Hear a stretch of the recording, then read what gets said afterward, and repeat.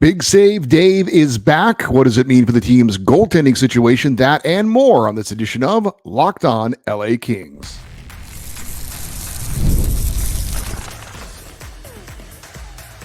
You are Locked On Kings, your daily podcast on the Los Angeles Kings, part of the Locked On Podcast Network, your team every day. Hey, Kings fans, welcome to Locked On LA Kings, part of the Locked On Podcast Network, your team every day. Thanks for making Locked On LA Kings your first listen every day. We are free and available wherever you get your podcasts. We'd love you to leave us a positive comment on Apple Podcasts if you're a fan of the show. And we're on YouTube. Please like and subscribe if you're enjoying this content. I'm Eddie Garcia, your host of Locked On LA Kings. I've worked in sports media for the past 30 years, 20 plus years at the Fox Sports Radio Network. Also co-host of the Puck Podcast, a weekly NHL review show that's been putting out content for the past 17 years, and a passionate LA Kings fan for over 30 years. Today's episode is brought to you by Game Time. Download the Game Time app, create an account, and use the code LOCKEDONNHL to get $20 off your first purchase. Terms apply. Coming up on today's show, we're going to update you on how the Ontario Reign did in their Pacific Division Championship opener. We'll update you on how the 4 Kings players fared at the World Championships, and we also have news on a coaching change for the LA Kings, or a change on the coaching staff. But first, the LA Kings made their first move of the offseason, addressing one of the biggest areas that they needed to address, and that is goaltending. The Kings had 6 goalies on their roster from last season, and all of them are either unrestricted or restricted free agents that need to be signed, or a decision needs to be made on if they're going to be re-signed. The UFAs include the veterans Cam Talbot, David Rittich, Phoenix Copley, and Aaron Dell. The young goalies Eric Portillo and Jacob Ingham were the restricted free agents under team control, but needing new contracts. Well, you can scratch off the man they call Big Save Dave off that list. The Kings re-signed the veteran netminder, David Rittich, to a 1-year deal worth $1 million. Rittich started all of last season, or I should say he started last season in the AHL. He was the emergency backup with the Ontario Reign, and then when Phoenix Copley went down with a season-ending injury, he was called up to be the number 2 to Cam Talbot. Rittich is 31 years old, appeared in 24 games, mostly as the backup to Talbot, put up career best numbers as far as his goals against average at 2.15 and his save percentage at 921. Finished the regular season with a 13-6-3 record, had 3 shutouts, also got the start between the pipes in 2 playoff games against the Edmonton Oilers. He went 0-2 with a 2.56 goals against average and an 872 save percentage.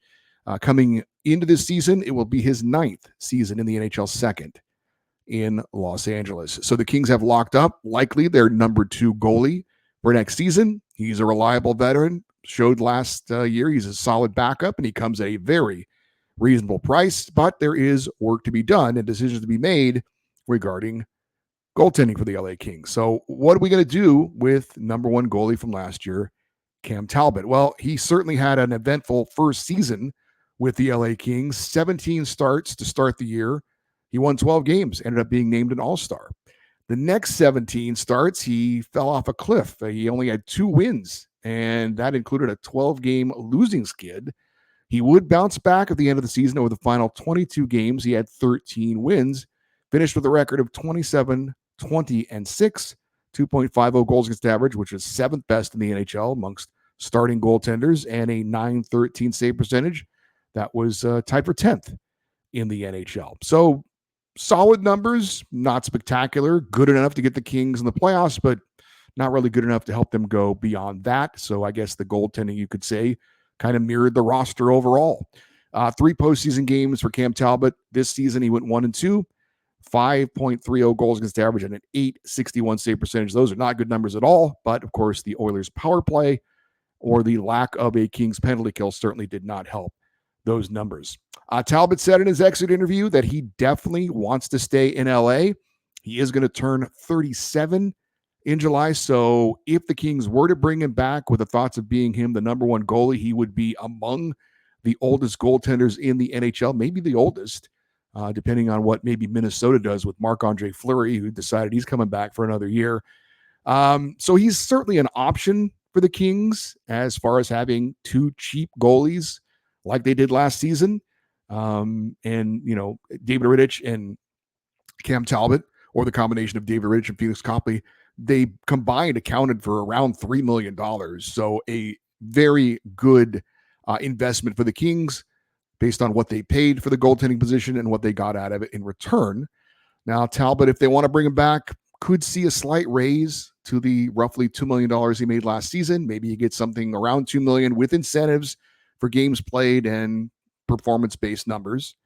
However, if the Kings, in fact, are going to change their style of play to a more offensive style next season, which has been suggested by GM Rob Blake, and there were players who also suggested that a change might be necessary in that regard as well, then there are going to be more expectations on the goaltending position, as the Kings could be moving away from their reliable defensive system that allowed, frankly, only good to average goalies to put up good numbers. We also have Phoenix Copley, recovering from knee surgery after suffering a torn ACL in practice December the 15th, caused him to miss the rest of the season. The 32-year-old was a very reliable backup, sometimes starter for the Kings 2 seasons ago. He entered this year as the number 2 to Cam Talbot before obviously getting hurt. He recently sent out a post on social media showing that he is just now getting back on his skates and back on the ice as part of his rehab.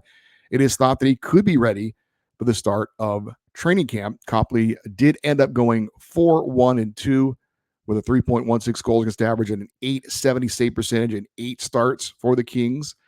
In his time in LA, he's got an overall record of 43-28-7, 2.73 goals against average and an .898 save percentage. If he comes back from his injury and does return to form, he could be a very reliable third option for the Kings, likely would be the backup in the AHL, similar to the role that David Rittich played this past season, and be the, in case of emergency goalie, should anything happen to Talbot or Rittich and whoever the Kings might decide to bring in as that number 1 goalie. And considering he's coming off an injury that caused him to miss most of last season, he would likely be willing to return on a similar deal to the $1.5 million that he made this past season. Aaron Dell is another veteran backup the Kings signed as insurance when Copley went down. Dell has yet to play a game for the LA Kings. He is a veteran of 130 NHL games, mostly played with the San Jose Sharks. Last season with Ontario, he appeared in 12 games, 7-4-1 record, 2.57 goals against average, and a .914 save percentage. Until it is proven that Copley is recovered from the injury, I think the Kings will certainly keep an eye on Aaron Dell. If Copley can't return, then I would expect them to maybe re-sign him to be that veteran backup goalie in the AHL, or if there are concerns about Phoenix Copley returning from that injury. Now, the 2 restricted free agents are the 2 young goaltenders in the Kings organization, 23-year-old Eric Portillo and 23-year-old Jacob Ingham. After a standout career at the University of Michigan, Portillo, in his first pro season, posted pretty respectable numbers, 24-11-3, 2.50 goals against average and a .918 save percentage. He has stepped up those numbers so far in the playoffs, going 5-1 with a 1.51 goals against average and a .940 save percentage. Currently, he is the future in net for the LA Kings, but how far into the future? If things continue to go well, likely he would get his shot, I would say, after this coming season, but we shall see. As for Jacob Ingham, he missed all of the previous season following back surgery, came back pretty strong this season from what was potentially a career-ending injury. 17-10-4 record with the Kings ECHL affiliate, the Greenville Swamp Rabbits. Put up a 2.57 goals against average and a .917 save percentage. He also had a 3-2 record in 6 starts with the Ontario Reign. Both Portillo and Ingham need to be re-signed. They are under team control, though, as restricted free agents, but both would likely be returning next season in the same roles that they had this past season. Portillo, the number 1 goalie in the AHL, and Ingham, the number 1 goalie in the ECHL. The question isn't really, do the Kings need to upgrade in net? The answer is yes. It is, can they afford to upgrade in net and still address other areas of need? That remains to be seen. The Kings certainly appear to be going status quo in a lot of areas. GM's back. It appears they're going to keep the interim head coach, and it could be the same as far as the goaltending position as well.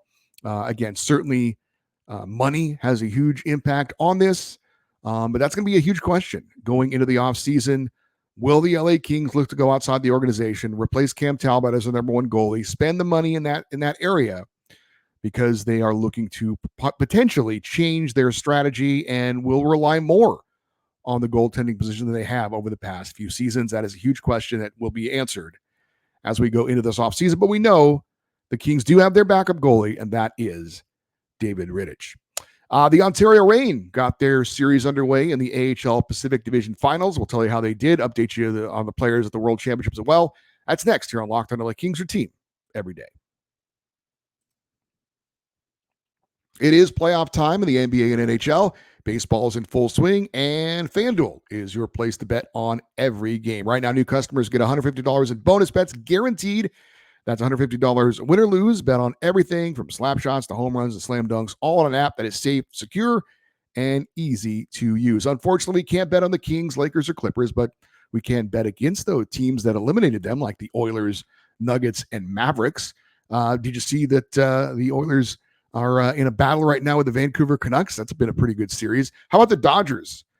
They are one of the teams looking to win it all. They're in first place in their division, and you can certainly bet on them. It is a great time to be a sports fan this time of year, and it's even more fun when you win with FanDuel. You can bet on who will win, who will lose, and things like how many home runs Shohei Ohtani will hit. All you can do is go to FanDuel. What are you waiting for? Visit FanDuel.com/lockedon and make your first bet an automatic win. FanDuel, America's #1 sportsbook. Well, after starting the postseason with a perfect 5-0 record, the Kings AHL affiliate, the Ontario Reign, unfortunately lost Game 1 of the best-of-5 Pacific Division Championship. 3-2 was the final to the Coachella Valley Firebirds, the regular season champions in the Pacific Division. Ontario did take an early lead on a goal from Andre Lee.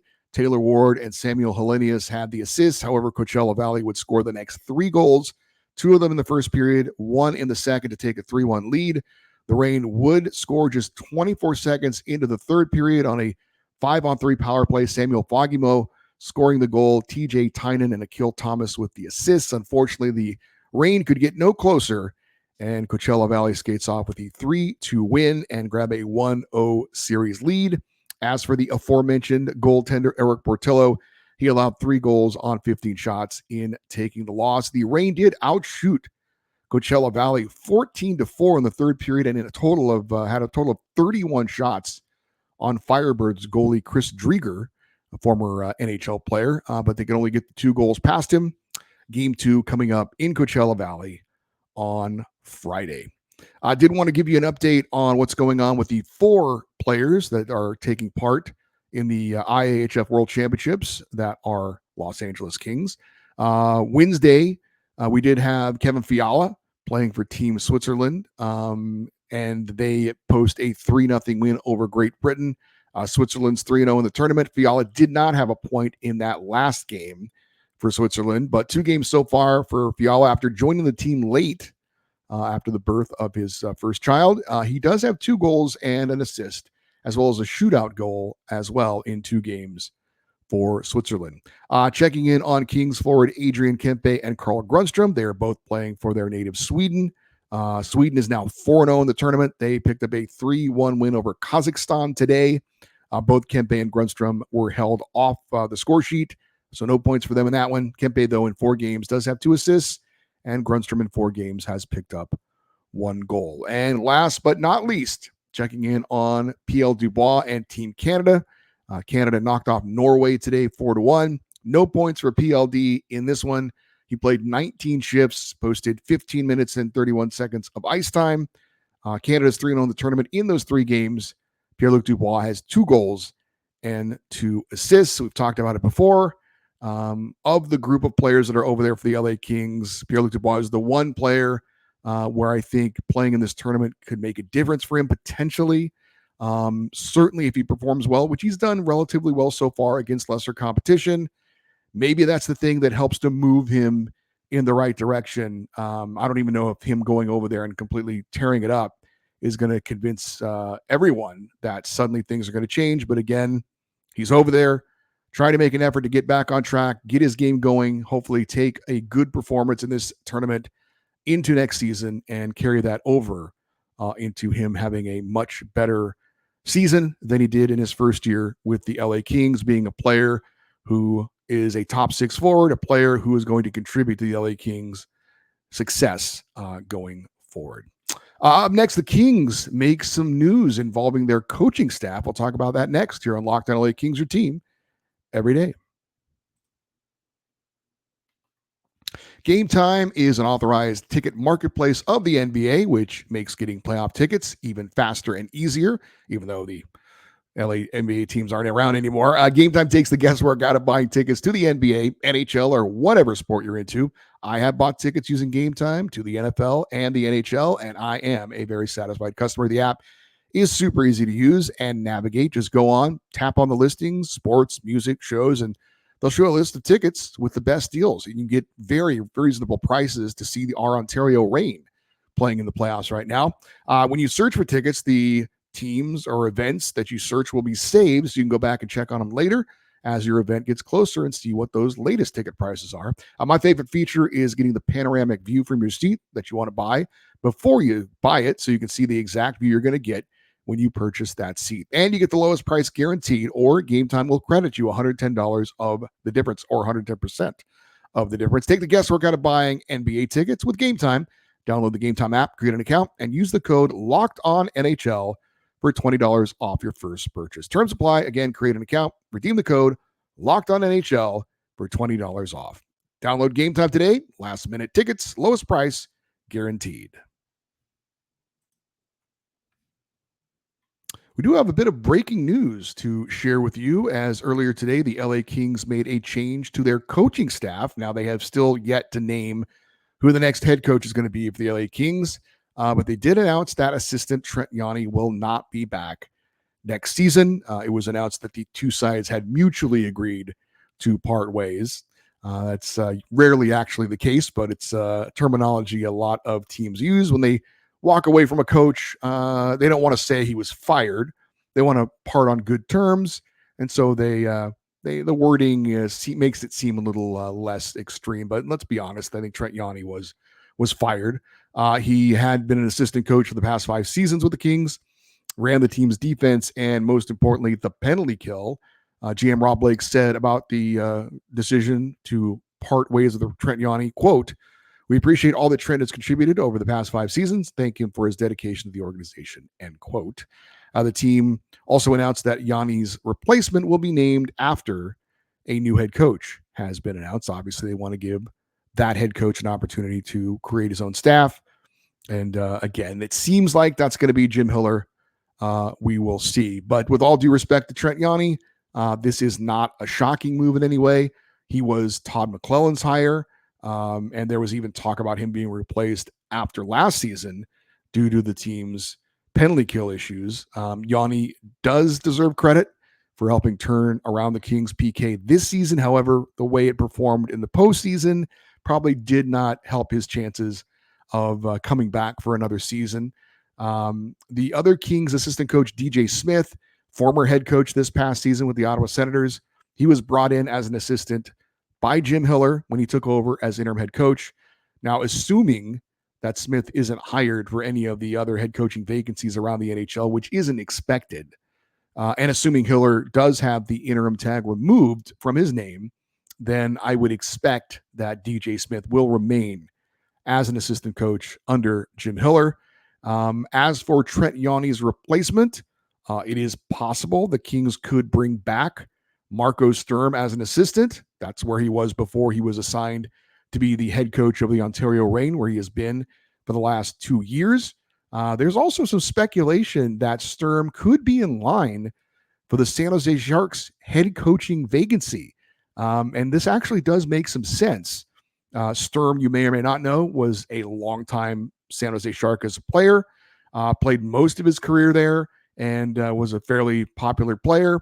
And more importantly, though, even though he does have ties to the organization, he obviously has been coaching in the AHL, dealing mostly with a younger group of players. And that's what the San Jose Sharks have going on right now. They are in a major rebuild.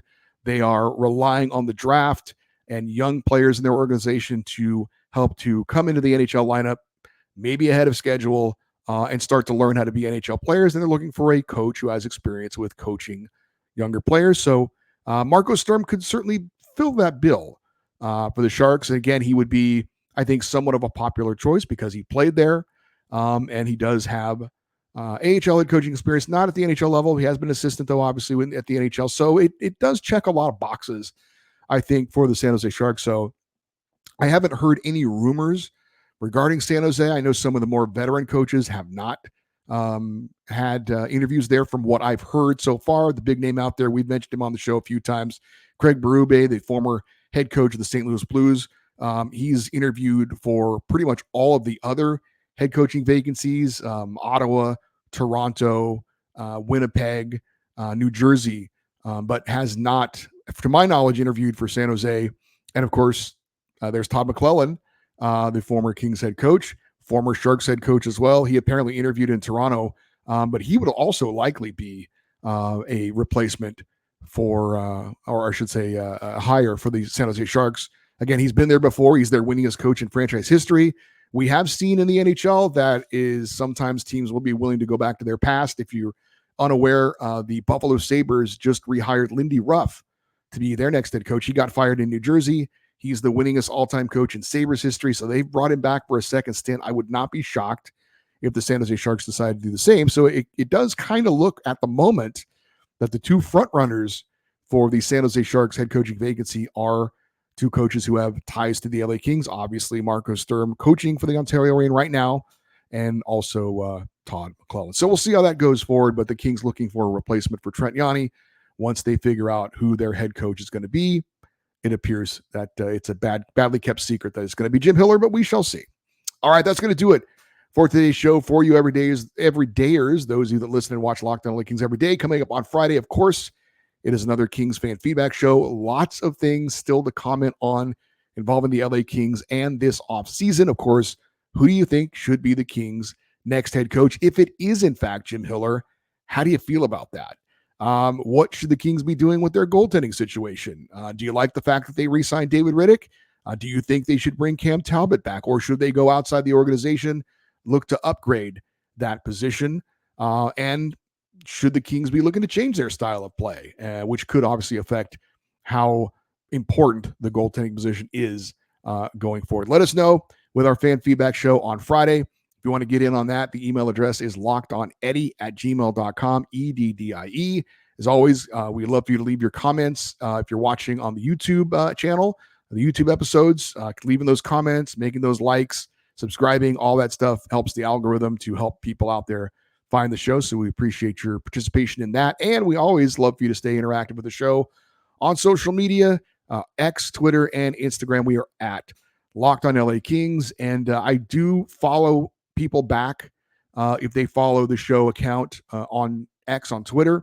As long as I can see there's something in your profile or something on your page that says something that you're a hockey fan or an LA Kings fan, then I will definitely follow you back. And if you want to request that I follow you back, I will definitely do that as well for anyone who cares about that situation.